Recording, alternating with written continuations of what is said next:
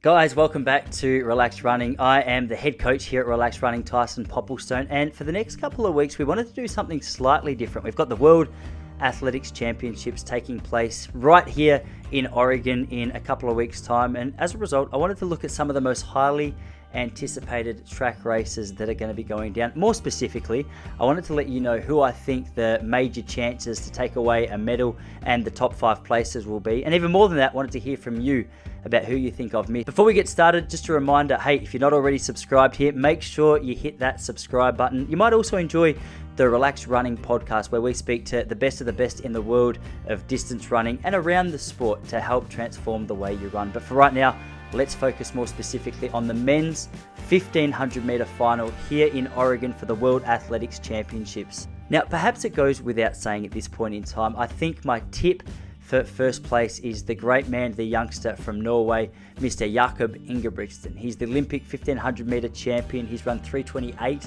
for 1500 meters. He's recently run the fastest time over a mile in the last 20 years when he clocked 3 minutes and 46 seconds at the Bislett Games. This guy is tactically sound. He's always in the right place at the right times. He knows how to run a fast race and a slow race. I think the only way I can possibly see this guy getting beaten is if the race is incredibly slow and he manages to get run over the top of in the last 150 meters of the race. But the truth is, I just can't see it happening yet. So I've locked in Jakob Ingebrigtsen for the first place in the men's 1500 meter final.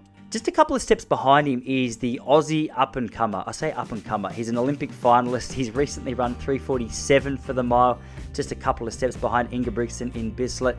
His form in the last 6 months has really gone to a new level. His name is Ollie Hoare, and he is my tip for second place. I think this guy is incredible at hanging on to a fast pace and just being in the right place at the right time. I think in a slower race he could get run over the top of, but if the race goes how I think it will, how I think Jakob will dictate it to go, fairly fast from the get-go, I reckon this guy is going to be hard to beat. So I think Jakob first, Ollie second, just a couple of steps ahead of the rest of the field. For third place, I've locked in the 25-year-old Kenyan Abel Kipsang. He was an Olympic finalist, finished 4th in Tokyo last year. He's run 3 minutes and 29 seconds.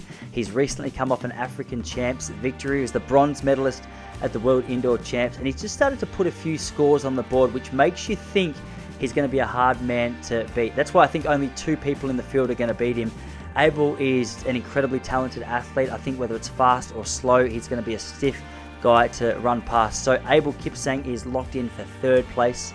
Now for fourth place, I've locked in the Olympic silver medalist Timothy Cheruiyot. I just don't know that his recent form is exactly what he needs to be able to match it with the rest of the field. Though if he has a good day, man, he could be right up there for the win. But based on current form, based on recent performances, I reckon the 3 guys that I've listed ahead of him are going to be too strong. Timothy Cheruiyot, the 3:28 man, I've locked in for 4th place.